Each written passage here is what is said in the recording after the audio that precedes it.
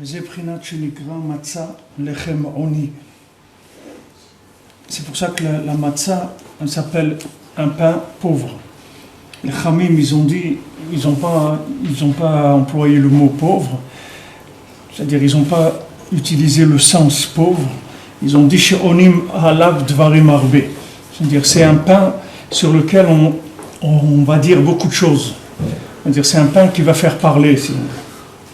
Hainu prinat hakolot shetzoakim ala matzah besipur haggadah. C'est les voix qu'on va faire sur la matzah quand on raconte la Haggadah. C'est-à-dire quand on raconte la Haggadah, on sait qu'il y a une liane de faire la Haggadah à voix haute. C'est-à-dire que la Haggadah, ce n'est pas quelque chose qu'on raconte, qu'on fait à voix basse. Il faut faire avec des colottes. La Haggadah, on dit à voix haute parce que c'est tout le nian de Yetziat Mitzrayim, c'est la libération de la parole. Alors, à ce moment-là, il faut utiliser Bekol Ram Mamash. Autant au point de vue Chokhmah, on est Noël, c'est-à-dire tous les Chassidim en général et tous ceux qui vont d'après le Harizal et tout, sont Noël de ne pas parler pendant le Seder. C'est-à-dire on ne fait pas ni des Mefarshim, ni des Chidushim, ni rien du tout. On fait rien que le texte de la Haggadah, c'est tout. On n'ajoute pas des choses. C'est-à-dire on ne commence pas parce que ce texte-là, c'est-à-dire ce soir-là, l'attitude, c'est le col, c'est-à-dire de mettre la voix dans le texte, mais de ne pas ajouter des explications. Mais ça perd, pas des chitouchim, pas des pilpolim, mais ça perd. Tu as quelque chose à raconter sur Mitzrayim, qu'on a kavod, raconte. Tu as des nissim à raconter, raconte. Mais tout ça doit être de prinat sipour, parce que tout le nian de l'Isaher, mais à Chametz, c'est de faire attention de ne pas être mahmitz le mort. C'est-à-dire tout le nian de Pessah, c'est que on monte dans une darga de sipour. C'est-à-dire qu'on rentre dans un... Hier, on a parlé déjà de ça, c'est-à-dire que tout le nian du dibour, quand est-ce que le dibour, il est metoukan? Qu'est-ce que c'est le tikkun du dibour? C'est quand tu arrives, la réparation de la parole, c'est quand tu arrives à faire que la Torah, ça devient une histoire. Tant que maintenant tu n'es pas arrivé à ce que la Torah, c'est une histoire, elle n'est pas vivante, la Torah, si tu veux. Elle n'est pas vivante, tu ne peux pas attraper le cœur de la personne. Tu peux lui expliquer des choses avec ton cerveau. Tu fais lui faire un pilpoul sur le Inyan, pourquoi on mange 7 jours. C'est écrit Shivat Yamim Tochal Matzot, et pourtant c'est pas une mitzvah assez midoraïta de manger la matzah tous les jours, alors que Souka c'est écrit, tu t'assois, c'est mitzvah d'assez tous les jours, tu fais l'Ishef Basouka, la matzah, si tu manges tous les jours, tu fais pas Achilat Matzah. Tu peux discuter beaucoup de choses, mais ça rentre pas dans le cœur. Parce que ça, c'est de l'analyse, c'est de l'analytique, c'est du côté technique. Ce qui rentre dans le cœur, c'est quand tu arrives à faire que la Torah, c'est un sipour. C'est le plus grand niveau de Torah qui existe. Le sipour, c'est le plus haut. C'est écrit dans la Haggadah aussi, les Haggadot dans le chasse, c'est le plus haut. Le plus haut qu'il y a dans le chasse, c'est quand il y a des Haggadot. Maintenant, c'est sûr que les gens, ils sont moins à l'aise pour expliquer une Haggadah de Rabba Bachana que d'expliquer une halakha sur une bracha ou dans Choulin ou n'importe quoi. Mais Afal Piken, les mamarim de Rabba Bachana, par exemple, que c'est que des Haggadot, c'est le plus haut qu'il y a dans toute la Torah. Parce que quand tu arrives à faire que la Torah, ça devient un sipour, alors ça devient vigadta le bincha, c'est-à-dire c'est ça que tu dois dire. Haggadah, ça veut dire, qu'est-ce que ça veut dire Haggadah, c'est-à-dire la guide. Ça veut dire que maintenant, tu dois faire savoir, tu dois faire vivre ça à ton fils. Je vous l'ai dit quand jeudi dernier, qu'une fois, il y avait, comment il s'appelle, celui qui a des... Ben Gurion, il était allé voir le Roosevelt, et il lui a dit, c'est quoi vos trucs du judaïsme, tout ça, et que vous êtes accroché à ça, etc. Alors il lui a dit, voilà, sortez dans la rue, demandez à 10 Américains quel est les bateaux qui les a amenés en Amérique, le premier bateau, etc. Comment il s'appelait le capitaine du bateau, etc. Vous allez voir qu'il n'y a personne qui sait. Maintenant, prenez 10 juifs, demandez-leur quand est-ce que vous êtes sortis d'Égypte, ils vont vous dire la date. Qui est-ce qui va vous fait sortir? C'est Moshe Rabbeinu. Quel était le premier? Pourtant, nous, ça fait 2000 ans qu'on est sortis. Vous voyez que nous, notre histoire qui a 2000 ans, elle est plus fraîche dans notre mémoire que votre histoire à vous qui a 200 ans. Donc, qu'est-ce qui fait que notre histoire, elle est plus proche? Parce qu'elle est vivante, c'est tout. C'est l'histoire vivante. Donc, tout le lien de la Haggadah, c'est de faire vivre la chose. C'est pour ça que on dit que c'est écrit c'est écrit dans le Sfarim, c'est écrit dans la Gemara du Maharal, c'est écrit aussi dans le Zohar que il y a un route, c'est-à-dire il y a tout le lien du Seder, il y a un fil, c'est-à-dire il y a un fil conducteur dans le Seder, c'est-à-dire qui commence au départ quand on dit voilà, maintenant on fait Askinu Siblata de Kuchabir Shrinte, que c'est le repas où on est avec Akadosh Baruch Hu, la Shrina, et ce fil-là, il dure du début jusqu'à la fin du Seder. Il y a un fil comme ça, un fil conducteur. Alors maintenant, il ne faut pas se perdre, c'est-à-dire il ne faut pas lâcher le fil conducteur. Alors les chassidim, ils ont l'habitude de pas parler pendant le Seder, c'est-à-dire on ne parle pas. On dit, au moins jusqu'à Shulchan Aruch, déjà on ne parle pas du tout. C'est-à-dire on fait attention, on ne dit pas un mot, ni d'explication, ni de rien du tout.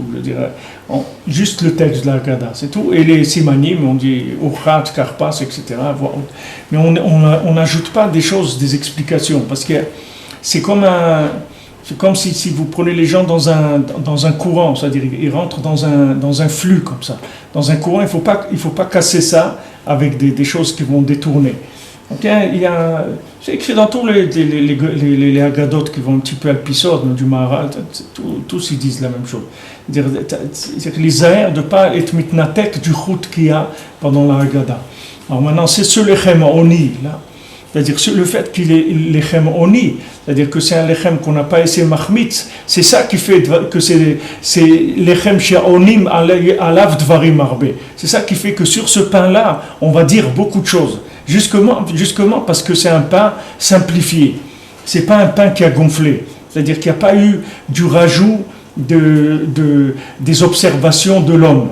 Parce que l'homme, il a commencé par être observateur, comme les autres, ils veulent observateur à l'ONU. Après, il veut devenir membre, tu comprends? L'homme, il commence comme ça. Il commence par observateur. Après, il dit, je veux m'inscrire maintenant. Ça y est, voilà, je veux faire part maintenant de la chose. Attends, mais toi, tu es un observateur, tu veux faire part de quoi? Il dit non, mais voilà, moi j'ai des centaines d'années d'analyse, je vous amène des trucs, on a compris qu'est-ce que c'est l'eau, l'électricité, les trucs, on a été dans l'espace, on a été sur la Lune, on a fait des choses, on a fait beaucoup de choses, ok, tout ça c'est très bien. Et tout ça c'est du Hametz, c'est-à-dire tout ça tu as été mahmitz quelque chose. Mais avant d'être mahmitz, c'était quoi la chose? Avant qu'elle commence à gonfler, c'était quoi la chose? La base, c'était quoi? Avant que tu commences à faire gonfler, il y avait quelque chose à la base. Pour que tu puisses faire gonfler la pâte, il faut qu'il y ait une pâte déjà. C'est quoi la pâte qu'il y a au début? Alors la pâte qu'il y a au début, c'est le sipour. C'est ça le sipour. C'est-à-dire, c'est pourquoi on dit que c'est chachouv les minagim, c'est chachouv tout la chalchelette de yichous, toutes ces choses-là, tout ce qui a une descendance, un yichous, tout ça c'est important. Parce qu'il y a un kesher, il y a un lien très fort avec la base des choses. Et la base des choses, c'est un sipour. C'est pas quelque chose qui vient d'une attitude d'observateur. C'est quelque chose qui vient par une Kabbalah d'Akadosh Baruch Hu directement. Et il n'y a pas là-dessus, il y a rien à rajouter. Et quand c'est un moment intense comme ça, où on veut sortir, mamash, d'Égypte, c'est-à-dire on veut sortir du résultat de ce qui nous a mis en Égypte, c'est comme c'est écrit pour comment c'est écrit pour Yaakov. C'est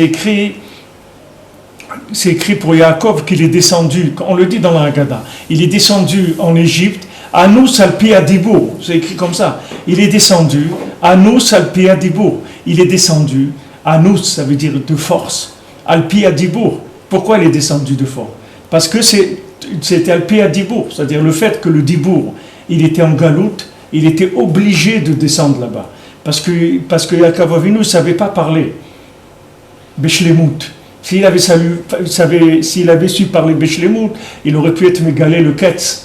Il a voulu être mégalé le Ketz. Tout de suite, ça a été mistalek de lui, le roi HaKodesh. Pourquoi? Parce qu'il ne pouvait pas être mégalé le Ketz. Pourquoi? Parce que le Dibour, il n'était pas Beshlemut.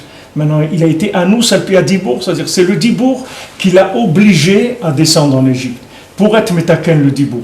Maintenant, quelqu'un il croit qu'il a compris la Torah, il sait des choses, il connaît des halachot, il connaît des agadot même, il connaît des nyanim, il connaît le Shulchan Aruch, il connaît tout, le Shach, le Taz, Bet Yosef, il connaît tout, beaucoup de choses. Mais il faut savoir que tout ça, c'est pas le tikkun du dibour. Le tikkun du dibour, c'est un autre inyan de gamré. C'est-à-dire que tout ça, ça peut faire que la personne, elle reste dans le métzar, même si elle connaît toutes ces choses-là. Et au contraire, ces choses-là, si elles ne sont pas entretenues avec un koach dibour, qui est un dibour de Gdusha, c'est-à-dire qui est un lechem oni, c'est-à-dire que tu as oni malav dvarim arbe, alors tu vois que la personne, elle n'arrive pas à vivre les choses. Moi, je dis souvent à des gens qui sont chez moi à la maison, qui étudient toute la journée, toute la semaine. Ils étudient, disons, 8-10 heures par jour, toute la semaine. Alors, Shabbat, à table, je dis, alors dis-nous quelque chose. Il n'a rien à dire. Je dis, comment? Tu as étudié 50 heures, 60 heures, tu n'as pas dit quelque chose. Dis-nous quelque chose. Non, pas. Mais pourquoi il n'y a pas de dibour? Pourquoi tu ne sais pas raconter? Alors, il faut t'entraîner à raconter ce que tu étudies. Entraîne-toi. Tu vois un petit enfant, quand il rentre du cheder, il cherche, il veut raconter à sa mère, il veut raconter à ses frères, raconter à son père. Il a envie de raconter. Pourquoi on fait les couchiottes? Pourquoi on fait que les enfants ils posent des questions pendant le seder? Pourquoi on fait qu'ils posent les questions? Parce que justement, on fait attention qu'ils restent réveillés, etc. Parce qu'on veut qu'ils participent, on veut que ça soit un débat, quelque chose de vivant. On ne veut pas que ça soit une transmission de quelque chose qui est complètement comme ça, logique et dans lequel il n'y a pas une participation. On veut le rendre vivant. Alors, le dibour, c'est la madriga de dibour, c'est ça qui va être metaken toute la yédia. C'est-à-dire, tu peux être observateur tant que tu veux. Mais il y a une chose qu'il faut faire attention, c'est que tu saches raconter ce que tu as observé. Parce que si ce que tu as observé, ça ne peut pas se raconter, ça veut dire qu'il y a quelque chose qui n'a pas marché dans la Havara. C'est-à-dire quand c'est passé, c'est pas passé comme il faut. Quand on a dit Shmiya, on a vu dans la Torah 35 que Shmiya, Betalia, Beli Batalia. C'est-à-dire que l'écoute, elle dépend du cœur. C'est-à-dire si quelqu'un il a écouté vraiment, alors ça rentre dans son cœur. Quand ça rentre dans son cœur, il peut te le raconter, il n'y a pas de problème. Alors quelqu'un te dit, mais comment maintenant je suis dans un pile pour d'un année, je suis dans un char, dans Yoridéen, dans le Chod Bassa Bechalav. Comment tu veux que je raconte ça? Il dit, mais débrouille-toi à le raconter. Et débrouille-toi, fais-le rentrer jusqu'à ce que tu le racontes. Ça se raconte, tout ça, ça peut se raconter. C'est uniquement combien tu fais descendre la chose dans ton cœur et tu vas voir que tu peux le raconter. Il y a toujours dans le limoud, il y a toujours un côté que tu peux raconter la chose. Tu peux la mettre au niveau d'un enfant, tu peux la mettre au niveau d'un adulte. Rabbi Nachman, il a dit, il va venir chez moi un avraire. Quand Rabbi Nathan il s'est rapproché de Rabbi Nachman, il a dit, il va venir chez moi un jeune qui pourra enseigner la Kabbalah à un enfant de 3 ans. Parce que Rabbi Nathan, il avait une telle cohorte de tzimtzum, c'est-à-dire ce lien de dibour, qui savait rendre la Kabbalah une histoire. Les gens qui étudient la Kabbalah, ils disent « Waouh, la Kabbalah, il faut avoir 40 ans, les trucs. » Mais toutes ces conditions-là, c'est des conditions d'observateur. Ce n'est pas des conditions de membre. Quelqu'un qui est membre, il peut enseigner de la Kabbalah à des enfants, il n'y a pas de problème. Moi, mes petits-enfants, je leur enseigne de la Kabbalah, je leur dis des choses de Kabbalah. Mais je leur dis à leur niveau, que c'est au même niveau que les chocolats et que les chips et les trucs. On parle à ce niveau-là, on fait descendre à ce niveau-là. Mais il faut que la Torah soit ainsi pour. Et pour que tu puisses la raconter, il faut qu'elle soit rentrée dans ton cœur. Comme je dis hier, si un enfant il rentre de l'école et il n'a rien à raconter, il ne parle pas, il faut s'inquiéter. Ça veut dire que cet enfant-là, il vit ailleurs. Il ne vit pas ni à l'école, ni à la maison. Il est dans un autre monde complètement. Alors il faut chercher où il est. Parce qu'il n'est pas là. Il n'est pas ni dans sa maison, ni à l'école.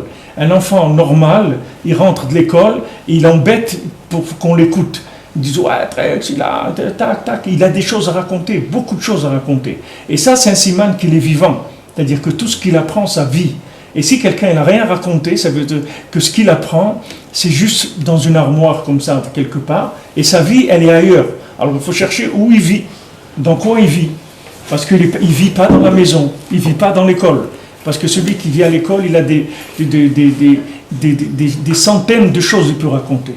Il y a centaines de choses. Vous pouvez rester avec les enfants, les petits-enfants, vous passez toute la nuit.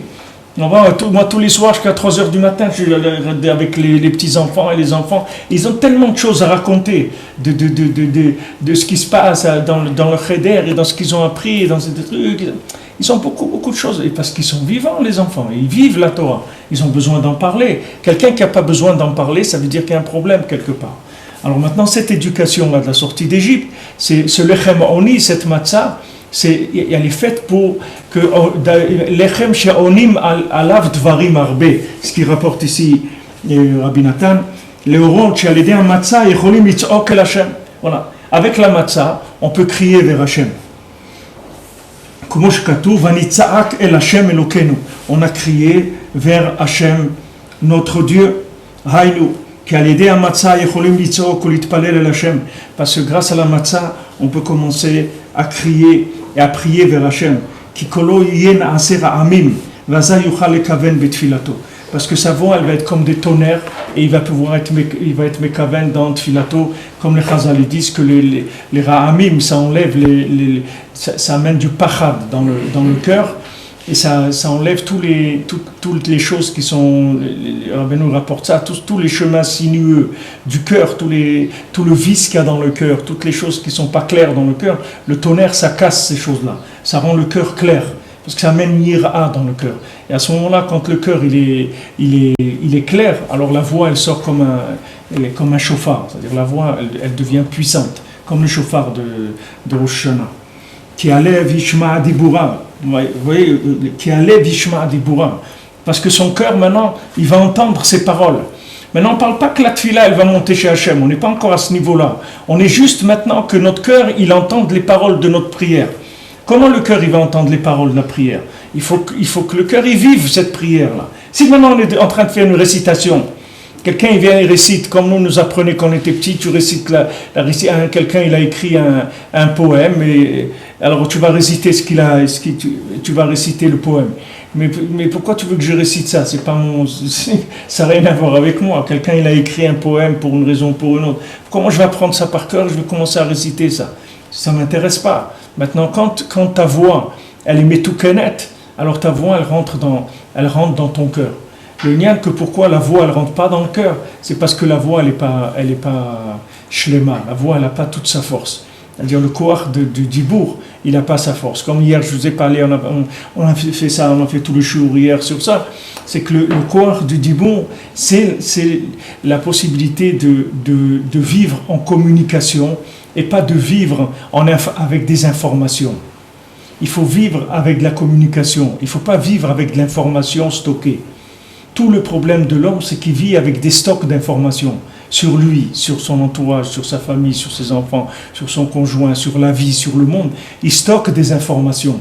Et aujourd'hui, les gens ils croient qu'avec le développement de la technologie, que quelqu'un il a une télévision, il a je ne sais pas combien de chaînes de télévision, il peut regarder en même temps, s'il veut regarder un ours, là-bas, on veut regarder quelqu'un qui pêche des requins, il peut regarder tout ce qu'il y a dans le monde.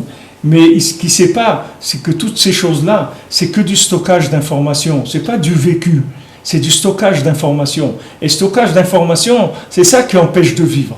Plus quelqu'un il a de l'information, et plus quelqu'un il est dans le chametz, et plus quelqu'un il devient muet. Vous savez qu'il y a des gens qui regardent la télé 18 heures par jour. Moi, je connais des gens, des chômeurs Shabbat et tout, des gens que toute leur vie ils ont travaillé et tout, ils sont arrivés à la retraite. Qu'est-ce qu'il fait ? Il regarde la télé. Jour et nuit. Il ne fait que regarder la télé, c'est tout. Il n'y a pas de dibour, il n'y a pas de vie, il n'y a rien. Il n'y a plus rien du tout. Il n'y a que du stockage d'éléments. Il prend des choses par le visuel, peut-être. Il emmagasine des choses. Maintenant, vous lui dites de parler, de quoi il va parler ? C'est pour ça qu'il y a marqué l'ilmod de l'Ilamed. L'ilmod de l'Ilamed, le shmon, là, sans toi. Mais les lamed, le premier à qui il faut être mélamed, c'est à soi-même déjà. Ouais. C'est-à-dire que si tu veux maintenant pouvoir enseigner à quelqu'un d'autre, il faut que toi, ta voix, elle te convainque à toi déjà. Il faut que ton premier client, ça soit toi. Si toi, tu n'es pas convaincu de ton produit, tu ne peux pas le vendre à quelqu'un. C'est-à-dire que si toi, tu ne l'as pas acheté, le produit, tu ne peux pas le vendre à quelqu'un. C'est-à-dire que si maintenant tu veux transmettre la Torah à tes enfants, il faut que toi, tu vives cette Torah-là. Si toi tu la vis pas, tu ne peux pas la transmettre. Parce que l'enfant, lui, il va pas prendre. L'enfant, il cherche de la vie. L'enfant, il cherche pas de l'information. L'enfant, l'information, ça l'aide pas du tout. L'enfant, il veut que de la vie, c'est tout. Il veut des choses à manger quand il est bébé, et quand il grandit un petit peu, la même chose. Spirituellement, émotionnellement, il veut manger des choses. Il veut pas de l'information.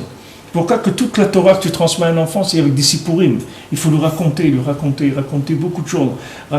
Parce que les histoires, ça rentre dans le cœur. L'histoire, ça rentre dans le cœur. Moi, mes enfants, voilà, mes enfants, qui sont mariés, ils ont des grands enfants et tout, et ils se rappellent, quand ils avaient 5 ans ou 6 ans, je leur ai raconté ça, je leur avais dit qu'un rav, il avait fait ça. Ça reste, parce que c'est du vécu. C'est-à-dire, vous transmettez quelque chose qui a été vécu. Quand vous racontez un sipour d'un tzaddik, ou quand vous arrivez à faire pourquoi les sipours et tzaddikim c'est tellement important, parce que c'est du vécu d'un tzaddik. Ils ont sorti sur tous les chagim, ils ont sorti des sfarim qui s'appelle, je sais pas comment, Anagot Tzaddikim, ou un titre comme ça. C'est-à-dire que sur chaque fête, ils ont sorti un sefer qui te ramène des centaines de maasim, de tzaddikim à Pessah, par exemple. Alors, c'est classé par tout ce que tu as besoin, depuis le Rosh Chodesh Nissan, avec l'Abdikat Hametz, avec le Seder, avec la Matzah, avec le Taharovet, avec tous les Nyanim, c'est classé. Et sur chaque chose, il y a des fois 10 sipurim, des fois 20, des fois 30, ça dépend des sujets. Et avec ça, tu vois les tzaddikim vivre les choses. Alors ça te rentre vraiment dans le cœur. Quand tu vois un tzaddik qui vit quelque chose, ça te rentre tout de suite dans le cœur. Un enfant, il voit son père vivre quelque chose, ça y est, c'est fini. Tu l'as acheté. L'enfant, il ne bouge plus. Parce que tout ce qu'il entendra après, ça sera que des informations extérieures. C'est fini, ça ne va plus le déranger. Mais si maintenant la Torah qu'il a appris, c'est une information, il va rentrer une autre information, elle va faire sortir celle-là. Même si elle vient de son père. Il n'est pas plus, si tu veux, solvable que quelqu'un d'autre. Quelqu'un d'autre, il vient, il peut lui dire une information et il enlève l'information qu'il a reçue. Mais si maintenant ce qu'il a reçu de son père, c'est un sipour, c'est une histoire, c'est quelque chose qui est un tikkun du dibour, la parole, elle a été réparée, elle a été transmise avec la Torah, elle a été transmise par une parole réparée, ça sortira jamais de l'enfant. Jamais. Où il se trouvera dans sa vie, ça ne changera rien du tout. Lui, le kesher qu'il aura avec Akadosh Baruch Hu, il sera tout le temps dans sa vie. Jamais ça partira. On a la phrase qui dit Mitoch lo lishma ba lishma. Par rapport à quoi? Mitoch lo lishma ba lishma. Je comprends que même si on étudie la Torah sans la vivre un petit peu, après pas mal de temps, c'est pas automatique. C'est pas automatique. Il faut chercher le lishma. Ok, si vous cherchez le lishma, vous arrivez. Mais c'est ça qu'il faut chercher. Il faut pas il faut pas si quelqu'un ne cherche pas le lishma, il y a des gens qui étudient la Torah, mais c'est pas le lishma. C'est pas pour Hachem qu'ils étudient la Torah. C'est pour d'autres choses, ils ont d'autres intentions dans la Torah. Il y a beaucoup de kavanot dans la Torah. Mais d'étudier l'ishma, c'est une très grande madriga. Maintenant, c'est sûr que quelqu'un qui étudie l'ishma, alors sa Torah, elle a un koach. Mais pour qu'elle soit le Shem Hashem, il faut que quand il dit le Shem Hashem, alors c'est Shem Hashem Mamash. Il y avait à la Vachalom Rabbi Tzikel qui venait à Aix-les-Bains d'Anvers, et lui c'est un descendant du Noam Elimelech. Alors une fois ils étaient dans le Seder et les enfants ils ont demandé au Noam Elimelech, ils ont demandé comment c'était ce Inyan. Les enfants ils demandaient de l'ouverture de la mer, etc. Alors il leur expliquait qu'au moment de l'ouverture de la mer Rouge, toutes les eaux du monde se sont ouvertes. C'est pas que la mer Rouge. Là où il y avait un verre d'eau, une bassine d'eau, un truc, tout s'est ouvert. Toutes les eaux du monde sont ouvertes. Alors les enfants ils ont demandé comment c'était. Alors il a dit amener une bassine avec de l'eau. Il leur a fait l'ouverture de la mer Rouge. Ils ont vu dans la bassine l'eau qui s'est ouverte. Il leur a fait ça. Pourquoi il peut faire ça? Parce qu'il est dans le dibour. Celui qui est dans le dibour, il maîtrise toute la bria. Parce que toute la bria, toute la créature, elle est manipulée par la parole. C'est la parole qui manipule le monde. c'est pas la pensée. La pensée, elle est stérile. La pensée, elle est pas. La pensée qui vient du vécu, alors elle a une valeur. C'est pour ça que le Rebbe dit que quelqu'un qui a fait des avérotes dans sa vie, si jamais il pense à ces avérotes-là, c'est comme s'il les faisait avec sa pensée. Parce que comme c'est quelque chose qui vient de quelque chose qui a été fait déjà, alors ça réveille le monde de l'action. Tandis que si quelqu'un, il n'a jamais fait ça, il a stam haïrour de quelque chose qu'il n'a jamais fait dans sa vie, alors c'est pas nerchavlo comme un maasé. On dit que quelqu'un qui veut faire une mitzvah, ça lui est considéré comme s'il l'avait faite. Quelqu'un, il veut faire une mitzvah, il ne peut pas. Alors c'est considéré comme il est. Pourquoi? Parce que dans le ratson qu'il a, il a un kécher avec la asiya, directement. C'est comme s'il l'avait fait, mamash. Tandis que maintenant, si quelqu'un, il se trouve dans une asiya qui est juste, qui vient par une information, alors même cette asiya là, c'est pas une asiya, c'est-à-dire c'est le même minyan, le lishma. C'est-à-dire, on dit, mais torche le lishma ba lishma, Rabbi Nathan dit, s'il est mechapes le lishma. Si c'est ça qu'il cherche, si tous les jours quand il vient étudier, c'est mamash ça sa kavana, il n'a aucune autre kavana que ça. Alors il va y arriver, il va se purifier, il va arriver, c'est une question de temps. Mais sachez que les enfants, ils ne prennent de leur père que ce qui est vécu. C'est pour ça que l'enfant, il prend que de la maman, Bémet, il ne prend pas du papa. C'est-à-dire la maman, c'est elle qui a le droit de veto. C'est-à-dire ce que la maman laisse passer, c'est ça que l'enfant il prend. Là où la maman elle fait veto, ça ne passe pas chez l'enfant. Même si le père il saute au plafond, ça ne passera jamais. Parce que c'est elle qui fait que la chose elle devient vraie. Quand c'est passé chez la maman, ça veut dire que c'est descendu dans le dibour. Elle a le koach dibour, la tisha cabine de dibour. La femme elle a le koach dibour. Ça veut dire que quand c'est passé chez elle, ça veut dire que c'est passé dans l'olam du dibour. Tu peux être tranquille que la chose elle est rentrée dans le monde de la parole. Donc ça y est après. C'est quoi la béquina du silence? Il y a des gens qui sont mieux moufnami, ils ne parlent pas. C'est tout le temps. Moi j'ai un garçon, il ne parle pas. Il ne va jamais revenir de l'école, il n'a jamais revenu de l'école, c'est comme ça. Les gens sont intériorisés en permanence. Mais qu'est-ce qu'il exprime d'autres choses? Il émane quelque chose. Ouais, des besoins matériels. Non, pas les besoins. Est-ce qu'il a... Il n'y avait pas, quand il était petit, il n'y avait pas une grande forme d'expression. Dans la famille, ça veut dire dans la maison. Ou bien c'est lui qui avait pas... Lui, depuis qu'il est... Alors il faut lui apprendre à parler, c'est tout. Il y en a qui sont plus loin de la parole. Plus quelqu'un il est proche de la parole, plus qu'il est proche de la vie. Plus quelqu'un il est loin de la parole, plus il est loin de la vie. C'est pas shoot. Vous avez dit, il faut, avec un silence, je peux t'apprendre plus. Oui, mais c'est le silence qui vient de la shlemout du dibour. C'est pas le silence qui vient du mutisme. Tu comprends? Par exemple, tu prends le Lashon HaKodesh. Je vous l'ai dit hier, le Lashon HaKodesh, la langue hébraïque, c'est la langue la plus parfaite du monde. Maintenant, les goïms, ils appellent ça la langue morte, une langue morte. Pourquoi? Parce que pour eux, une langue vivante, c'est une langue d'observateur. Mais nous, c'est une langue du créateur. C'est pas de l'observateur. Donc eux, quand ils voient cette langue-là, ils comprennent pas. C'est comme si tu prends quelqu'un qui travaille qui utilise par exemple le rayon laser dans la médecine, utilise le laser pour guérir quelqu'un, etc. Maintenant, tu lui parles des formules du laser, c'est-à-dire les formules chimiques ou je sais pas mathématiques ou n'importe quoi qui font le laser. Mais il va te dire, mais ça, c'est pas le laser. Pourquoi il dit, c'est pas le... Mais il dit, mais c'est ça, le laser, c'est celui-là. Ce que tu utilises là, ça vient de ça. Si tu enlèves ça, ton laser, c'est un morceau de plastique, ça fait plus rien du tout. Ton laser, il vient de ça. C'est pour ça que, par exemple, si vous prenez la Megillah, si vous voulez la lire, par exemple, si vous voulez écouter la Megillah en espagnol, et vous comprenez pas l'espagnol, vous n'êtes pas Yotze. Si vous écoutez la Megillah en hébreu, vous comprenez pas l'hébreu, vous êtes Yotze. Mais dans une autre langue, il faut comprendre la langue. Sinon, dans toutes les langues, vous êtes Yotze Kriyat Megillah, mais il faut comprendre la langue. À part l'hébreu. L'hébreu, c'est pas besoin. Même ne comprenez pas un mot de la Megillah, même pas Mordechai et Esther, vous ne savez même pas ce que c'est, pas grave. Pourquoi? Parce que cette langue-là, c'est elle-même la racine de toute la parole, de toute la communication du monde. Tandis que maintenant, les autres langues, si vous prenez l'italien ou l'espagnol, c'est des langues d'observateurs. Donc si maintenant vous ne comprenez pas la langue de l'observateur, vous n'allez pas recevoir le message du tout. Parce que lui, il parle en tant qu'observateur. Tandis que l'hébreu, c'est la langue du créateur, ça n'a rien à voir. Donc même si vous ne comprenez rien, c'est pas grave. Parce que c'est la langue qui est véhiculée, qui fait que tout le monde parle l'hébreu. Pourquoi les gens ils disent, ouais, les juifs ils parlent minimum 4-5 langues. Vous voyez des gens, voilà, moi je vais avec mes petits-enfants, 4 langues, c'est normal.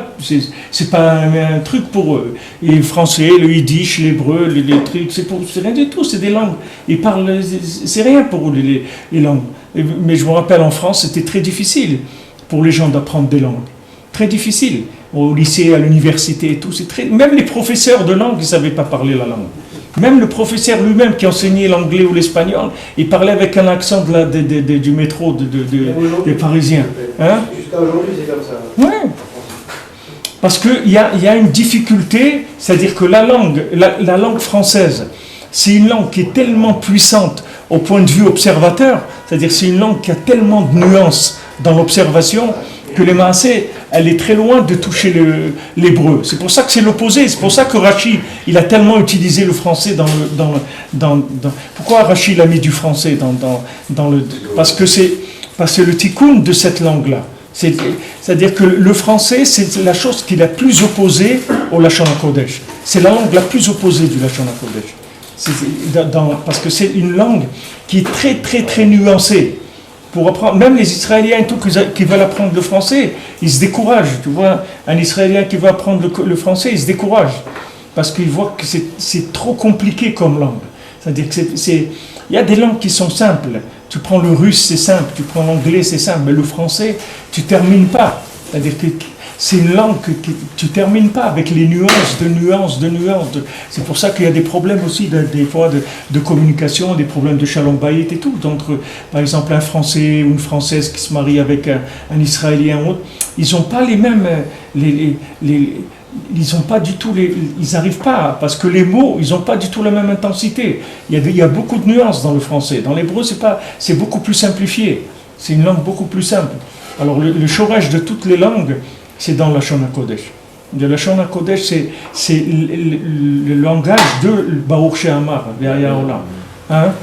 M chez Lachon HaKodesh, c'est de Que quoi? M. Ah, la M de tous les Lachon. Ouais. Ouais, c'est la racine de toutes les 70 langues. Il n'y a pas longtemps, à Shabbat, on était à synagogue en étude avec un Breslever. Il a dit comme ça que si on prend un bébé qui vient de naître et on le met dans une île, tout seul, et qui va grandir et tout ça, et s'il se met à parler un jour, une langue, il ne parlera que le Lachon HaKodesh. N'importe. Ça peut être un chinois, ça peut être un... Il y a déjà une expérience qui a été faite, ça a démontré le contraire. Quoi, qu'il a parlé du chinois? Il y a eu un tsar qui a fait comme ça, il a pris c'est écrit ça, moi j'avais appris en histoire en France. Ils ont mis 2 gamins comme ça, ils ont fait grandir comme des sauvages. Dans des forêts. Ils sont restés des sauvages. C'est des animaux. Non, mais lui, ce qui veut dire que si jamais il arrive à découvrir le Dibour, ça sera le Lachon HaKodesh. Comme les Avot, ils connaissaient la communication avec Hachem dans la Bria. C'est-à-dire, si quelqu'un il trouve, quand tu as affaire à un arbre, par exemple, un arbre, c'est Etz. C'est avec ces lettres-là que l'arbre il est créé. Si tu arrives à communiquer avec l'arbre, tu vas arriver aux lettres de Etz. C'est ça la communication qu'avec l'arbre. Et dans le Lachon, c'est en hébreu. Après, il y a des langues d'observation, des langues véhiculaires qu'on appelle. C'est-à-dire, c'est des langues d'observateurs. Alors maintenant, quand toi tu as une approche de la Chokhmah, c'est la même chose. C'est-à-dire que, ou maintenant dans la Chokhmah, tu utilises la Chokhmah pour aller chercher le Shem Hashem, c'est-à-dire le nom d'Hashem, Mashli Dabek Vashem, ou il y a d'autres langues, il y a d'autres sortes de moyens d'exploitation, de communication des éléments. Donc c'est là où il faut réparer. Il faut aller toujours vers la matzah, c'est-à-dire vers l'union du lechem aouni. Il faut toujours essayer de simplifier. C'est pour ça que c'est important aussi d'avoir une attitude de résumer les choses. Parce que le résumé, c'est très proche de l'histoire, de raconter. Quand quelqu'un résume, c'est très proche de raconter. Parce que quand quelqu'un résume, il est obligé de révéler ce qu'il a compris. Parce que vous ne pouvez pas résumer, par exemple, en 10 lignes, un texte qui a 100 lignes. Comment vous allez dire tout ce qu'il y a dans les 100 lignes en 10 lignes, que vous ayez compris le texte? Alors quand vous allez résumer, dire le résumé, vous allez révéler la compréhension. Pour ça que nous on étudie après l'écouté Moharan, la Torah, on étudie tout de suite le Kitsur, l'écouté Moharan. Parce que le Kitsur, l'écouté Moharan, tout de suite c'est une explication sur le l'écouté Moharan. Parce que comme maintenant, il veut dire en une phrase ce qui a été dit en 5 phrases, donc il va falloir qu'il nous explique qu'est-ce qu'il y a dans ces 5 phrases-là. Comment tu es arrivé de 5 à une phrase? Comment tout ça, tu l'as rentré dans une phrase? Donc le résumé lui-même, il est mégalé. Il révèle la chose. C'est-à-dire, c'est une explication en soi. C'est pour ça que c'est important d'essayer de faire des sikomim quand on étudie. C'est-à-dire, si quelqu'un il a fait une sougya, il est dans une sougya et tout, c'est bien qu'il prenne le temps après d'être mesakem. Parce que quand il fait des sikomim, ça devient comme une histoire. Tout ce qu'il a étudié, il est obligé de les résumer, on n'a pas le temps. Voilà, quelqu'un il a étudié pendant une semaine une sougya, il dit voilà, tu as un quart d'heure, fais un exposé, qu'est-ce qu'il a appris pendant une semaine. Alors il faut vraiment qu'il ait compris, parce que s'il n'a pas compris, qu'est-ce qu'il va te dire? Un petit morceau d'un quart d'heure, ou d'une demi-heure, ou d'une heure. Mais non, on veut un sikoum on veut une conclusion comment se dit sikoum en français? Pas conclusion. Comment ça se dit? Non, sikoum, c'est pas un résumé. La synthèse. Hein? La synthèse. Synthèse. Comment tu dis? Sikoum, ça veut dire qu'elles ont été les... Hein? Conclusion. Conclusion. Condensé. Hein? Condensé, non, c'est pas sikoum. Quand tu viens, des gens ils ont parlé, ils ont fait un débat par exemple. Tu dis non, alors maintenant, qu'est-ce que le sikoum de la discussion? C'est-à-dire quels sont le résultat. Les résultats, c'est-à-dire le résultat. Qu'est-ce qu'on fait avec? C'est-à-dire à quoi on est arrivé? En fin de compte, quel est le résultat de tout ça? La synthèse. Compte rendu peut-être. Hein? Compte rendu. Compte rendu, ouais, c'est bien compte rendu, c'est plus proche. Compte rendu, c'est plus proche, ouais. Compliqué cette langue. Compte rendu, tout ce qu'on a. Hein? Elle est compliquée cette langue. On n'arrive même pas à trouver un mot. Et on a mis 40 mots pour. Et il existe. Il y a un peu de tout ça, mais voilà, compte rendu, c'est bien. Pas encore. C'est-à-dire quelqu'un il dit voilà, maintenant faites-moi un compte rendu de ce que vous avez appris. On demande ça, c'est vrai, en français il y a ça. Compte rendu de ce qui a été étudié aujourd'hui. Voilà, tu as étudié pendant 4 heures, on a un compte rendu. Et des fois on peut te demander un mot. Des fois on te dit un mot. Voilà maintenant, tu as appris quelque chose, dis un mot. On veut un mot. En un mot, tu nous résumes tout ce que tu as appris. En un mot. Et il faut arriver que tu trouves le mot qui englobe le plus toutes les notions que tu as pu apprendre. Mais tout ça, toutes ces notions-là, c'est qu'une madriga dans le dibour. Maintenant, il faut savoir que la parole, nous, on est obligé d'employer des mots qui sont des mots usités, des mots qu'on utilise tous les jours. Mais comme ces mots, ils ont été utilisés à toutes les sauces, c'est des mots que eux-mêmes, quand on parle, moi je vous le dis pour moi-même, parce que je parle pour moi-même. Moi-même, je croyais que ces mots-là, je savais ce que ça voulait dire. Mais avec le temps, je vois que le mot lui-même, on ne sait pas ce que ça veut dire. Nous, on parle de la parole, on parle de la communication, mais on ne sait pas ce que ça veut dire. Parce que quelqu'un qui arrive à maîtriser le koach hadibour, la parole, il peut tout faire dans l'olam. Tout. Il peut tout obtenir, il peut tout arriver à tout. Parce que la parole, c'est elle qui domine le monde. C'est elle qui domine. Le mot malchut, c'est la parole. Le pouvoir, c'est la parole. La sphira de malchut, que toutes les sphirotes elles rentrent dedans, c'est là-bas où les corps du dibour. C'est dans malchut. Il y a le verbe Amim Tarten, Mazaï le verbe. Ouais. Avec le koach hadibour. Yannig, Amim Tarten. Ouais. Ça c'est le. Ouais, avec la parole. Mais quelle parole? C'est-à-dire, qu'est-ce que c'est que cette parole-là? C'est quoi cette parole-là? C'est quoi cette parole que Tzadik Gozer Kadrocho Mekayem? C'est quoi cette parole? Tu vois, le Baal Shem Tov, il fait une bracha à quelqu'un qui ait des enfants, alors il a des enfants. Alors que dans le ciel, il ne voulait pas qu'il ait des enfants. Mais on ne peut pas. Le Baal Shem Tov, il a dit, ça y est, c'est fait, la chose elle est faite déjà. On ne peut plus revenir en arrière. Je vous ai dit dans la Gemara, combien de fois des Sippurim où quelqu'un il a dit quelque chose, ça y est, c'est fini, on ne peut plus revenir en arrière. Quelqu'un de bien ou le contraire. Ça y est, ça a été dit, c'est fait, c'est fini, on n'en parle plus. On ne peut plus. C'est quelque chose, la parole, elle a fait que la chose, elle est devenue. Donc on ne peut plus revenir en arrière.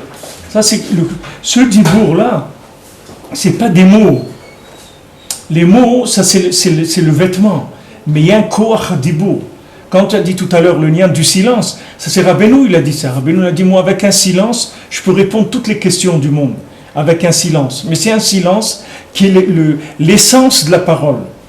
C'est le silence comme la Gemara elle dit qu'il y avait quelqu'un, un aveugle, qui l'a emmené pour voir il y avait un roi qui allait passer. Il y avait le roi qui allait passer. Alors quelqu'un il a emmené un aveugle. Il voulait être là quand le roi il allait passer. Alors il y avait du bruit, des excitations, tout ça. Alors ils lui ont demandé à l'aveugle. Il dit alors le roi il arrive et tout. Il dit non. Il dit non, il n'est pas là le roi encore. Il dit après ils ont entendu Dumama Daka. Ils ont eu un silence comme ça fin, c'est-à-dire très fin. Il a dit maintenant le roi il est en train de passer maintenant. C'est-à-dire au moment où le roi il passe, il y a un silence comme ça qui est... Maintenant, tous les trucs qu'il y a eu avant, le bruit, les trucs et tout, c'était pas encore le roi qui arrivait. C'était juste les gens qui s'excitaient à l'idée que le roi, il arrive. Il approche, attention, il arrive. Mais quand il passe, c'est le silence total. Mais ce silence-là, il inclut tous les bruits qu'il y a eu avant. Tous les bruits qu'il y a eu, toutes les préparations et tout, elles sont dans ce silence. Mais c'est pas le silence du mutisme. Parce que le silence du mutisme, il est avant le bruit. Ça, c'est le silence qui vient après le bruit, pas avant.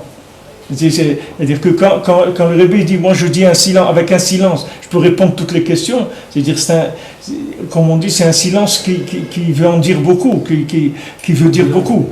C'est un silence qui veut dire beaucoup plus que si tu parles. Donc, quand on dit Sayag la Chochma Shtika, ça veut dire qu'il y a un moment où le silence, c'est lui qui va faire que la Chochma elle va pouvoir se maintenir. Sinon, on est sorti complètement. Donc ça, c'est le Chem.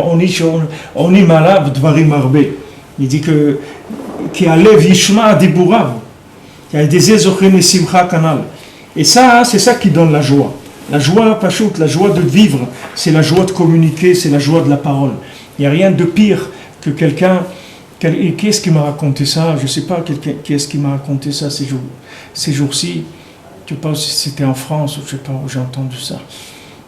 Il y a des gens qui sont venus d'Iran, qui étaient en Iran, et ils étaient 3 ans en prison en Iran, et maintenant ils sont montés en Israël. Alors ils ont parlé avec eux parce que, bon, comme ils étaient en prison, ils ne pouvaient pas être les tefilines, ils ne pouvaient pas faire Shabbat. Alors ils ont dit que ce qui leur a manqué le plus dans la prison pendant les 3 ans, c'est de voir des Juifs. C'est ça qui leur a manqué le plus. C'est ça le plus grand manque qu'ils ont senti. Pas tout le reste. Ni la cuisine, ni les trucs, ni rien. De voir des Juifs, c'est-à-dire de communiquer avec des gens, d'avoir un échange avec les gens. C'est ça ce qui manque le plus. C'était Shabbat que quelqu'un nous a raconté. Ah, c'est ça. Shabbat dernier, quelqu'un qui a raconté ça. Ça veut dire que maintenant, le Maaseh, l'homme, il a tout ce que Paro il a fait, il a essayé, comme on dit, d'être mafria. Paro c'est nian d'afra'a, et c'est d'afra'a dans la communication. C'est-à-dire quand ils ont dit on veut servir Hachem, etc., ils ont dit tu penses à ces choses-là et tout, ça veut dire que tu n'es pas assez occupé encore. Donc maintenant voilà, vous allez chercher vous-même la paille et faire les briques, et vous baisserez pas de la productivité, il faut que ça reste la même productivité, etc. Parce qu'ils voulaient les empêcher de pouvoir parler. C'est-à-dire qu'ils n'aient pas du tout accès au dibour. C'est ça qui fait le lien de la Havdout. Pourquoi quelqu'un il est un Eved? J'ai expliqué ça aussi hier. C'est-à-dire pourquoi un Eved? Il est un Eved parce qu'il ne parle pas, parce qu'il ne veut pas communiquer. Un Eved, c'est quelqu'un qui s'est enfermé dans quelque chose. Un esclave, c'est quelqu'un qui s'est enfermé dans un mode de vie qui lui convient, plus ou moins, et ça lui suffit. Il ne veut pas plus que ça. Il ne veut pas plus que ça. Il veut qu'on le laisse tranquille. Il ne veut pas plus que ça. C'est pour ça qu'au bout de 7 ans, s'il ne sort pas, une fois qu'il est passé par les sphirotes, les 7 ans, c'est le tikkun de 7 sphirotes, une fois qu'il a passé ce tikkun-là, s'il ne veut pas sortir, alors là, on lui perce l'oreille pour montrer qu'il ne veut pas entendre la voix d'Hachem. C'est-à-dire, donc on lui dit, tu veux rester esclave, tu as choisi de rester enfermé, ça veut dire que tu as fermé tes oreilles à toute information qui peut venir d'Hachem, donc on lui perce l'oreille. Après 49 ans, il sortira de toute façon, même s'il ne veut pas. Parce que ça, c'est Hachem qui l'oblige à sortir, même s'il ne veut pas, et même s'il est bien installé, etc. Alors, ce principe-là de la avdout de Misraïm, c'est le fait que quelqu'un ne parle pas. Maintenant, plus quelqu'un il n'a pas le tikkun du dibour. Quand on parle dans la Haggadah, qu'on dit que de crier dans la Haggadah, de dire le Bekol Ram, la Haggadah, c'est tikkun abrit. Ça veut dire, qu'est-ce que c'est tikkun abrit? Ça veut dire que c'est la libération de la parole. Parce que quelqu'un qui ne parle pas, c'est ça le Bgam abrit. Qu'est-ce que le Bgam abrit? Ça veut dire qu'il peut pas faire de lien. C'est ça le Bgam abrit. Bgam abrit, ça veut dire que l'alliance, elle est abîmée. Dire que les gens, ils ne savent pas parler. C'est ça le Bgam abrit. Et c'est pour ça qu'il faut leur apprendre, depuis qu'ils sont petits, les enfants, il faut leur apprendre à parler. Il faut leur apprendre à prier, il faut leur apprendre à s'exprimer. Parce que tout ce que tu apprends à un enfant à parler, à s'exprimer, ça c'est tikkun abrit. C'est ça tikkun abrit. Ça veut dire que tu l'apprends à utiliser le lien avec les autres individus, le lien avec Hachem. Tu lui apprends qu'on peut faire des échanges, et on peut exprimer des choses, recevoir des choses. Et ça c'est tikkun abrit. C'est ça un lien de tikkun abrit. Tikkun dibour, c'est ça tikkun abrit. C'est lié. Brit Lachon, Brit Maor, c'est la même chose. C'est lié. Dire que le tikkun abrit, il dépend de la parole.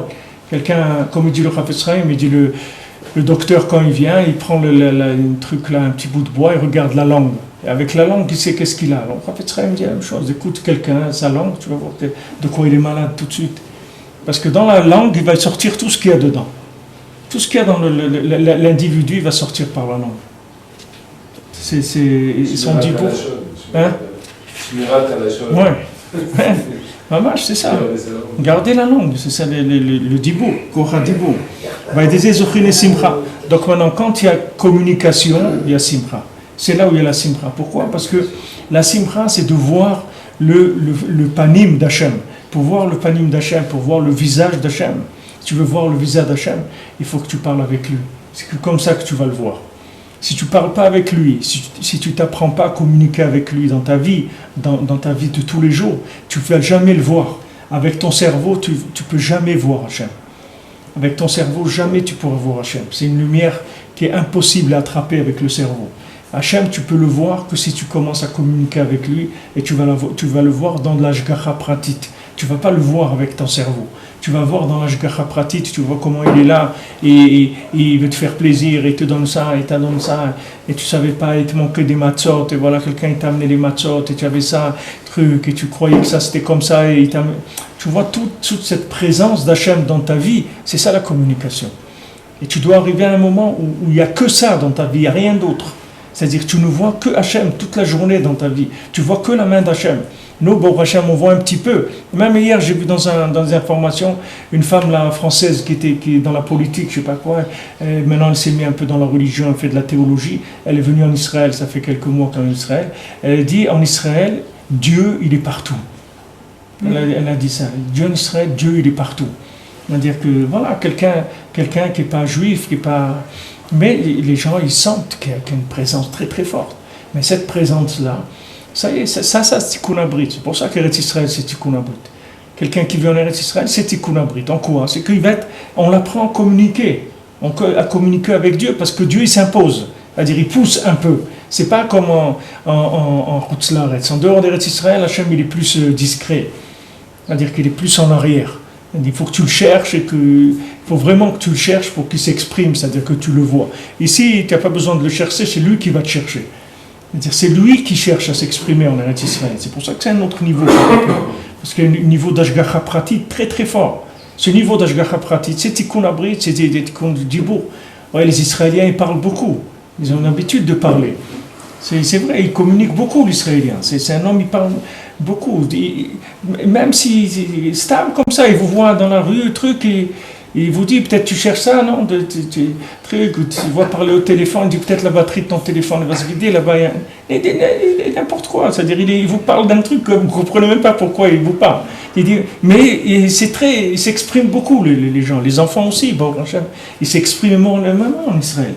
L'enfant, il s'exprime. Vous pouvez envoyer un enfant faire des courses et tout. L'enfant, il n'a pas de problème. Il s'exprime, il se sent bien. Il n'a pas ce truc-là qui est fermé comme ça sur lui-même. Il a peur des adultes. Tout. Si vous avez un enfant de 7 ou 8 ans, vous lui donnez l'argent, il va ma collette, il vérifie le compte. Il dit non, ça, c'est pas ça. Non, il n'y a pas de problème. il sait pas lire un truc, il dit à l'épicier, il faut que j'appelle ma mère, je sais pas ce qu'elle voulait, elle téléphone, il lui dit non, j'ai pas le temps, il dit non, mais il faut que je l'appelle. Mais le problème, c'est un enfant, et tu vois qu'il n'y a pas, l'autre il est obligé de lâcher. Parce que le niveau de communication est très très fort. C'est la terre qui fait ça. C'est une terre de communication mamash. Une terre très très fort au point de vue communication. וזהו בחינת מצוות אכילת מצה, כדי לזכות לשמחה על ידי אכילה קדושה כזו, דהיינו מצה. Donc maintenant, c'est ça la mitzvah, qu'on mange de la matzah, pour être zoché de simcha par cette nourriture qui est sainte, tellement sainte, qui est la matzah. C'est-à-dire, cette nourriture sainte, c'est elle qui va libérer notre parole. Parce que cette nourriture simple, sainte, ça veut dire simple, c'est-à-dire qui a été simplifiée, dans laquelle il n'y a pas de chametz, ça va nous donner de la simcha. Pourquoi? Parce qu'elle va nous libérer le dibour, on va pouvoir commencer à communiquer avec Hachem. Ulhifu chametz us'or, shem samechmem velilit. Et il dit que maintenant chametz ve'or, c'est-à-dire le chametz, c'est le levain, c'est mamash le samechmem. C'est le samechmem lilit, c'est la klipa mamash, c'est la touma mamash. Et c'est pour ça que c'est écrit qu'Adam Arishon, il était, avant de connaître sa femme, il était marié avec cette femme-là, avec Lilith. C'est écrit dans le Kitvé Arizal. C'est-à-dire, quand il a dit à Pam, il a dit Etzem et Atzama, etc. Pourquoi il a dit à Pam cette fois-ci? Ça veut dire qu'il était marié avant, il était marié avec cette femme-là. Mais cette femme-là, son inyan, c'est qu'il ne parle pas. C'est-à-dire qu'il ne pouvait pas parler. C'est tout le inyan de cette Lilith-là, c'est qu'il n'y a pas de dibour du tout. Et quand il a trouvé Chava, et il a commencé à parler, c'est là où il a commencé à se calmer. Tant qu'il n'avait pas quelqu'un avec qui parler, il ne pouvait pas. Il ne pouvait pas vivre. C'était trop difficile la vie pour lui. Quand il a trouvé Chava, il a commencé à parler, il s'est calmé. Tout de suite, il a commencé à sentir de la sérénité. Mais avant, il était marié avec cette klipa-là, qui est le chametz. Et le principe de l'Irit, c'est-à-dire, c'est le contraire complètement de la communication avec Hachem. C'est-à-dire, c'est l'exploitation de toute l'observation de ce monde. C'est pour ça que Bikar de la klipa, elle va agir dans les yeux, parce que toute cette klipa-là, elle fonctionne par le corps d'observer. C'est-à-dire d'observer le monde et d'en tirer des déductions. Soit des déductions de plaisir, soit de compréhension, tout c'est inclus dans la même chose. C'est-à-dire ce sont des éléments qui proviennent que de l'observation, c'est tout. Au lieu des éléments qui proviennent de la communication, des choses qui proviennent de l'observation. Et ça, c'est très important de savoir ça quand on est marié, et bien sûr même quand on n'est pas marié, quand Bezrat Hashem, les gens ils vont se marier, il faut qu'ils sachent ça. C'est que des fois, il y a des couples qui s'aiment beaucoup, mamash ils s'aiment, mais ils ne savent pas parler. Mais ils s'aiment beaucoup, mais ils ne savent pas parler. Donc comme ils ne savent pas parler, il y a des moments où ils ont des doutes. Est-ce que vraiment ils s'aiment ou pas? Parce qu'il n'y a pas d'expression. C'est-à-dire que ça ne descend pas dans le côté expressif. Donc des fois ils ont des doutes, ils croient qu'ils ne s'aiment pas, alors que ce n'est pas vrai. Il y a des fois on ne peut pas exprimer. Comme vous voyez quand Rabbeinu il était installé, quand Rabbi Nathan il était devant lui, plusieurs heures, Rabbi Nathan il a passé toutes les dernières 24 heures ou 48 heures avec Rabbeinu, avant que Rabbeinu il quitte ce monde. Alors Rabbeinu il voulait lui dire des choses, mais il ne pouvait pas lui dire, parce que Rabbi Nathan il ne pouvait pas accepter que le Rebbe il allait être un istalek. D'abord le Rebbe il était jeune, il avait 38 ans, et en plus il savait que c'était une telle force et qu'il avait promis tellement de choses, et comment il va quitter, ça ne lui rentrait pas dans la tête. Alors le fait que maintenant cette idée-là ne lui rentrait pas dans la tête, le Rebbe ne pouvait pas lui parler, mais il l'a regardé. Ils se sont regardés pendant des heures. Et pendant ces heures-là, avec le regard, il lui a communiqué des choses. Et après, dans sa vie, à chaque fois, il retrouvait dans la situation dans laquelle il avait besoin d'une intervention, d'un chizouk et tout, il voyait le regard du Rebbe qui lui avait dit cette chose-là à ce moment-là, mais avec le regard seulement. Il ne pouvait pas lui dire avec la parole. Il n'y avait pas encore eu d'eux. Alors il faut savoir que dans des maisons, c'est comme ça. Il y a des maisons, malheureusement, où les gens ne savent pas parler. On ne leur a pas appris à parler. Soit ils viennent de là où ils viennent, on ne leur a pas appris à parler. Mais ce n'est pas parce qu'ils ne se parlent pas qu'ils ne s'aiment pas. Il y a des gens qui s'aiment beaucoup, mais ils n'arrivent pas à exprimer ça. Donc il faut apprendre à exprimer ça. Il faut apprendre l'expression. C'est très important dans une maison. Si on voit qu'un couple n'arrive pas à parler, il faut qu'il aille apprendre à parler. Il faut faire d'utiliser des thérapies et des choses pour parler, pour apprendre à parler. Parce que c'est le kiyum d'une maison. Si on n'arrive pas à exprimer quelque chose. La vie, elle tient des petites paroles simples, c'est pas des choses qui sont... Il y a des paroles qui donnent la vie et des paroles qui tuent. Il y a la parole, c'est très fort. Mais si maintenant il y a des couples qui s'aiment, mais ils n'arrivent pas à l'exprimer, alors après ils ont la difficulté de la vie, etc. Ils commencent à mettre des doutes. Alors que Béhémet, c'est pas vrai. Ils tiennent beaucoup l'un à l'autre, ils s'aiment beaucoup. C'est dommage. C'est-à-dire il faut apprendre à parler le plus vite possible. Normalement, avant de se marier, il faut apprendre à parler. Quoi? J'ai pas compris. Oui, nous l'a dit, on peut parler à un fusil pour qu'il ne tire pas. Oui, c'est vrai. On peut parler à un fusil, et ce fusil-là, il va faire... Ça, c'est dit tout à l'heure, le coureur du dibour. Comment il est fort, le dibour. Prinat Yagon Vanacha, comme moi. Maintenant, cette Lilith-là, comme elle ne parle pas, comme cette clipa de Lilith, c'est la clipa du silence, qu'est-ce que c'est le monde du silence? C'est la tristesse. Puisque maintenant, avec l'autre, on arrive à la simra.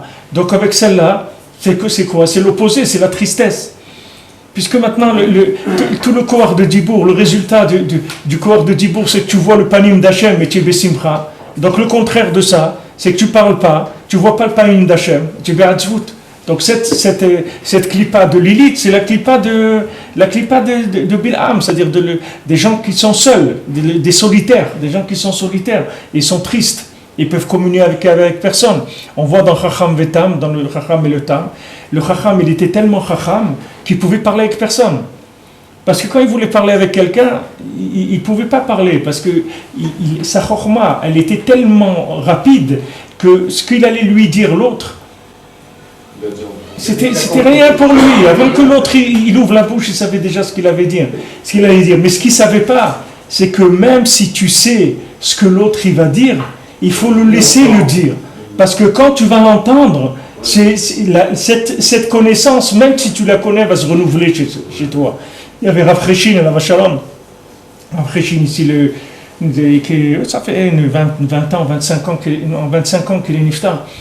Et Rav Cheshin, c'est un grand Mekoubal, il était roche de Shivan Mekoubalim, il a été Mekarev beaucoup de Sfaradim, des milliers, il a fait faire Tchouva, des milliers de Sfarad. C'est lui qui était dans le quartier ici, les quartiers les plus terribles de la drogue et tout, il allait là-bas, il faisait des shiurim, et tout le quartier de Beth Israël, c'est lui qui l'a nettoyé, c'est un quartier là-bas terrible, c'est lui qui a nettoyé tout ce quartier, il allait là-bas, il faisait des shiurim, c'était un grand Yereshamaïm comme ça, il parlait aussi avec un accent très Sfarad. Quand il parlait au Sfaradim, lui c'était un Ashkenaz, mais il parlait truc comme ça, il parlait très très Sfarad. Mais quand alors souvent dans le shiurim, il dit on ne s'appelle Achem Maaseh. Ou là, il parti kvar. Non, ne s'appelle pas. On voit qu'il racontait des histoires, il racontait beaucoup de fois. Alors la personne, il faut savoir que quand quelqu'un il veut vous dire quelque chose, même si vous le savez, mais lui, maintenant, quand il va vous le dire, ça va renouveler, ça va mettre à jour ce que vous savez. Parce que maintenant, de l'entendre avec une parole, que maintenant, cette parole vivante, ça va renouveler la connaissance. Tandis que si vous croyez que vous savez, parce que vous avez l'article en stock, vous ne savez pas vraiment. Vous savez d'après une vie antérieure à aujourd'hui. Mais pas aujourd'hui. Tandis que la personne, quand elle vient vous raconter la chose même que vous connaissez, elle va vous faire mechayer la yédia. Ça, c'est très automatique, comme ça, il dit. Ouais. Alors, il m'a expliqué comme ça.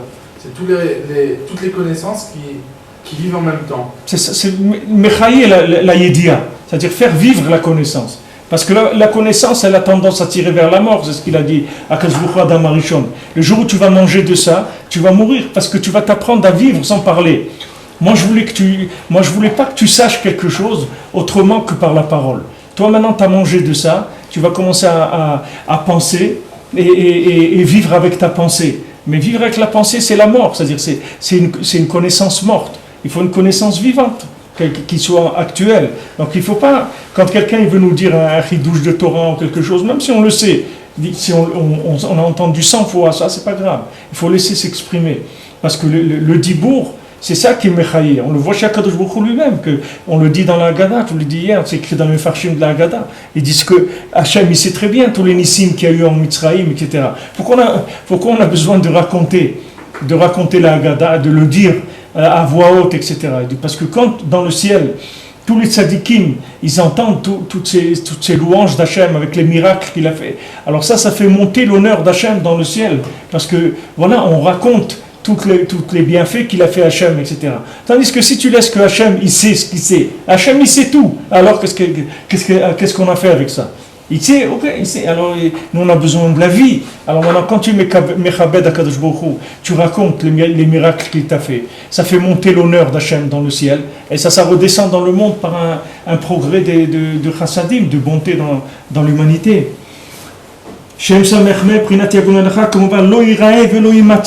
Il faut savoir que la tristesse, qui est le chametz, lo irae velo imatse. Ça veut dire que maintenant, qu'est-ce que c'est lo irae velo imatse dans la tristesse?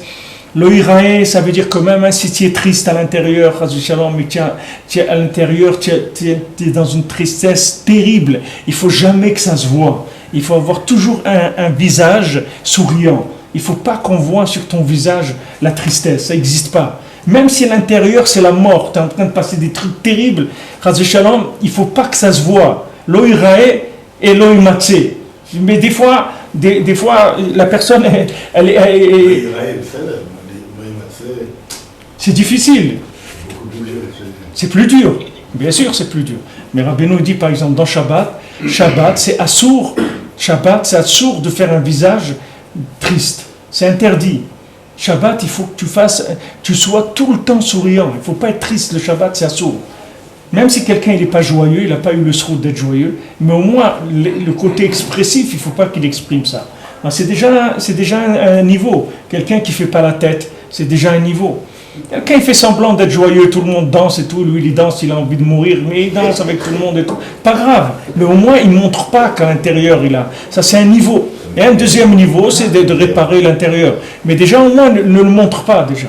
Déjà un niveau, il te dit, lo irae velo imatse, regarde qu'est-ce que c'est la tristesse, comment c'est quelque chose de grave, c'est très très grave. Parce que la tristesse c'est le résultat de l'isolement d'Hachem, ça veut dire que tu ne vois pas Hachem. Puisqu'Hachem, il se trouve que là où il y a de la joie. Donc, dès que tu es triste, ça veut dire que tu prouves que tu ne vois pas Hachem. C'est pour ça que tu es triste. J'ai entendu avec l'oticom et l'otitor.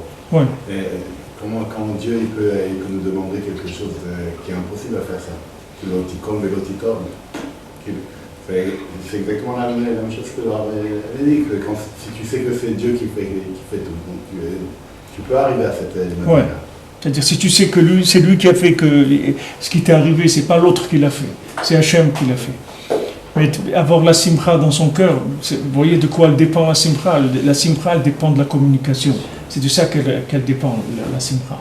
Simcha, le niveau de joie de quelqu'un, c'est son aptitude à communiquer. C'est-à-dire, plus quelqu'un il sait communiquer, et plus il est joyeux. Il n'y a rien qui rend plus triste que l'incompréhension, l'impossibilité de communiquer. Des fois, tu parles avec quelqu'un, tu vois, il est bouché, il ne comprend rien de ce que tu es en train de lui dire. Tu ne comprends rien, tu ne comprends pas. Si quelqu'un il construit un truc ou il salit ta maison, tu essaies de lui parler, de lui dire, voilà, comprends rien. C'est terrible à l'intérieur ce que ça fait, l'impossibilité de communiquer avec les individus. Ça isole, ça rend malade de se sentir comme ça incompris, qu'on ne peut pas communiquer, c'est terrible. Alors que quand on communique, même si quelqu'un il a les problèmes qu'il a, c'est bon Hachem, il a de la simcha. Au moins il parle, il a des voisins, il a des amis, il a une famille, tout ça c'est quelque chose d'extraordinaire. Quand quelqu'un s'isole, te dit lo irae velo imatse, il ne faut pas ni on le voit ni on le trouve. Il faut enlever ça complètement de la vie. Il faut effacer ce principe-là. Ça c'est la clipa de Lilith, cette clipa-là du Samer même. Alors la fameuse Sheila, pourquoi c'est pas sur toute l'année le Hametz? Pourquoi il n'est pas sourd? Parce qu'on suppose que tu as fait ce qu'il fallait à Pessah pour pouvoir après rentrer, parce que le Tachlit c'est d'être dans ce monde, c'est pas d'être dans l'autre monde. Maintenant, la matzah, c'est du lechem min hashamayim, c'est pas du lechem de ce monde, c'est de la manne, c'est du pain kadosh. Maintenant, le but de ce pain kadosh, c'est de te nettoyer pour que tu puisses vivre dans ce monde et faire les tri qu'il y a à faire. D'ailleurs, celui qui est Nishmar le Harizal, il dit, il y avait dans ce sefer que je vous dis, j'ai vu ce maasé-là. Il y a un tzaddik qui dit là-bas, tous les Pessah, il changeait toute sa vaisselle. Je ne dis pas ça pour que les gens ils le fassent, je raconte un maasé d'un tzaddik. Il y a un tzaddik, tous les Pessah, il changeait sa vaisselle. Pourquoi? Parce qu'il disait, c'est écrit le Harizal, il dit que celui qui ne mange pas Mashou Hametz à Pessah, il ne fait pas une avéra de l'année. Donc lui, il a dit, comment j'ai vu que j'ai fait des avérots dans l'année? Ça veut dire que j'ai mangé du chametz à Pessah. Donc toute la vaisselle, il a changé. Prenez de la vaisselle neuve. Parce qu'il est sûr que dans sa vaisselle, quelque part, peut-être il avait mangé du chametz, pas dans sa vaisselle. En tout cas, il était marqué que toute la vaisselle neuve, tout le temps. Ça veut dire que quoi? Le shoresh des avérots que quelqu'un fait dans l'année, il se trouve dans le chametz qui mange à Pessah. Ça veut dire que dans la shmira du chametz de Pessah, c'est ça le koach, c'est là où tu prends le koach pour agir dans ce monde sans tomber dans les avérotes. Et si tu fais attention au chametz à Pessah, tu ne fais pas un avéra toute l'année. Tu ne fais pas d'avéra, tu n'es pas triste aussi. Tu vas être joyeux toute l'année. C'est aussi quelque chose qui libère, qui rend joyeux. Qu'est-ce qui le rend triste? C'est le chametz. Intrinsèquement lié, le chet, il est marati, c'est lié, ça et ça, c'est lié, quoi. La simcha avec le chet, oui. C'est deux choses qui sont liées. Oui. La vérote, elle vient de Lilith, de la Hatzvut. Le silence est d'or, c'est marqué, non? Quoi? Le silence est d'or. Le silence est d'or. Alors? Qui dort? Qui dort? Il y avait quelqu'un qui s'appelait Kidor dans la Gemara. Le Rabbi Meir Tedoresh le Shemot. Il s'appelait Kidor. Alors il disait Kidor ta'afuchot hema, parce qu'il avait, je sais pas, il était dans une auberge et quelqu'un lui avait volé. Alors ils lui ont dit comment il s'appelle. Il a dit Kidor. Il a dit Kidor ta'afuchot hema. C'est une génération de gens retournés complètement. Alors ils savaient que ce monsieur-là, c'est lui le voleur. Quand ils lui ont dit le nom de Kidor. Il y a Kidor Din aussi. Hein? C'est le Kidor, il amène la Midatadin dans le monde, le Kidor Din. Qui azaït tzrichim le simcha d'Aika Kanal, chez Matzah Asvata. Parce que la Matzah, c'est un médicament, c'est la santé. Qui a simcha et refoua le kolacholat. Parce que la simcha, c'est la refoua, c'est le médicament de toutes les maladies. Qui a simcha et prinat asara mine negina. La joie, c'est les 10 sortes de chants. Chez Mechaïm asara mine defikim. Qui donne la vitalité dans les 10 poux qu'il y a dans le corps. Valze meramez matzah. Et c'est à ça que fait allusion la matzah. Qui a chilouk chez ben chametz le matzah ou rak behe kamova. C'est la différence entre chametz et matzah. C'est quand la barre c'est que le chet il se transforme en he. C'est ça la différence des lettres entre chametz et matzah. Qui matzah behe vahe ou prinat dalet yud prinat halachma ania. Parce que matzah, ça s'écrit avec he, même tzadik et chametz, c'est même tzadik aussi, mais avec chet. Maintenant on dit he, voilà, maintenant on dit dalet yud, c'est-à-dire que le he c'est un dalet et un yud dedans. Alors on dit halachma ania, diachlu avatana. Voilà le pain, le he, c'est-à-dire ce he là, c'est le pain pauvre qu'ils ont mangé nos ancêtres, comme on voit avec Kavanot. Comme c'est écrit dans les Kavanot de Harizal. Vedi hainu dalet yud. C'est dit dalet yud et prinat shir pashut kaful meshulash meruba. Ça c'est le chant simple, double, triple et quadruple. Vasara mininigena, et les 10 ça. J'attendais que tu le dises, mais j'ai vu que tu as traîné. Hein. Alors, Vasara mininigena, maintenant les 10 sortes de chants. Les 10 sortes de chants qui sont dans le Tikkun HaKlali, Shuprinat He, c'est le Hainu, Dalet Yud. Qu'est-ce que c'est Dalet Yud? C'est-à-dire Dalet c'est le chant de 4 et Yud c'est les Asara Mizmorim. Dalet c'est David. Quoi? Dalet c'est David. Oui. Kamova. Nimtsa Shematzah Prinat Simcha. Donc la matzah, elle a en elle tous les yanim de Simcha qui sont que des chants, des yanim de chants. Chant, ça veut dire que la vitalité, elle a touché les poux. C'est ça la chant. Les poux, pas de la tête, les poux du corps. D'accord? Les poux qu'il y a dans, les 10 poux qu'il y a dans les pulsations. Quand le chant, il a touché les pulsations qu'il y a dans le corps, les impulsions, les pulsations, c'est ça la simcha. C'est arrivé à ce que le chant, il active les poux. Et si maintenant le chant, il active pas ça, alors le pouls, il est pris par la tristesse, c'est-à-dire il fonctionne pas bien. Et quand il fonctionne pas bien, le sang il marche pas bien, ça commence les maladies. Toutes les maladies, elles viennent de ce problème-là. Il y avait quelqu'un il m'a raconté au Kotel, je vous l'ai dit déjà, quelqu'un m'a raconté, il était au Kotel, il parlait avec quelqu'un, il lui a dit voilà, j'ai été faire des analyses et tout, et ils m'ont dit que j'ai la maladie, et trucs, que j'en ai pour 3 mois. Alors l'autre lui a dit, tu sais, qu'est-ce que tu vas faire? Tu vas aller acheter des films comiques, et tu vas regarder ces films-là toute la journée, des films comiques. Alors lui, il a acheté plein de films de comiques. Et il est entré chez lui, il commençait à voir des films, et à se plier de rire comme ça toute la journée. Et quand il est retourné faire les analyses, il n'y avait plus rien. C'était parti. Tellement important d'arriver à faire rire quelqu'un, à lui donner de la joie. C'est tellement important de rigoler, de chatouiller, de faire rigoler. Il faut faire rigoler les gens. Aujourd'hui, les gens, ils rigolent pas. Avant, les gens, ils riaient plus qu'aujourd'hui. Les gens, ils rient beaucoup moins aujourd'hui. Parce que cette clipa de Lilith là, l'attrape les gens, elle les laisse pas vivre. Il faut des fois, quand Rabbi Nathan il dit Milad Shtuta, des fois il n'y a rien d'autre à faire que Milad Shtuta. Des fois quelqu'un il est tellement nul dans ses bilans. Il faut que ses bilans sont tellement nuls que la seule chose qui lui reste à faire, c'est de faire le fou, de sauter, de danser, de faire des cabrioles, n'importe quoi pour être joyeux. Mais il faut être joyeux, il ne faut pas laisser la tristesse rentrer. Parce que la tristesse c'est mazik meod. D'abord ça coupe d'Akadosh Baruch Hu, mais ça rend malade mamash. Et tous les gens ils sont malades que de la tristesse, c'est tout. Si les gens ils étaient joyeux, ils tomberaient pas malades. Ils mourraient le moment où ils doivent venir pour mourir, mais pas qu'ils tombent malades avant. Prinat Asara Minenegina, j'allais dire Ageoula ve'Acherut ve'Tikun Keri shezo haya Yetziat Mitzrayim. Et ça c'est le lien des 10 sortes de chants.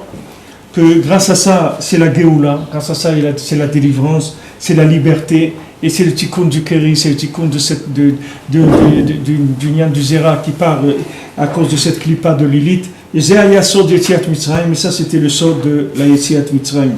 On voit Minashamaim aussi que l'envoyé américain de Kerry, dès qu'on a commencé Pessah, il s'est arrêté, il a arrêté de travailler, il a dit débrouillez-vous entre vous, je ne peux plus moi, m'occuper de ça, j'ai d'autres choses à faire. On voit que lui aussi il est passé avec la matzah, la matzah l'a ramassé aussi à lui aussi. C'est-à-dire c'est le tikkun de ce Nyan-là, le tikkun de ce Nyan-là qui rend triste. Est-ce qu'il est mort et enterré, Kerry? Non, il est plus sur le terrain, quoi. Il a quitté le terrain. On est sorti de Mitzrayim déjà de ça.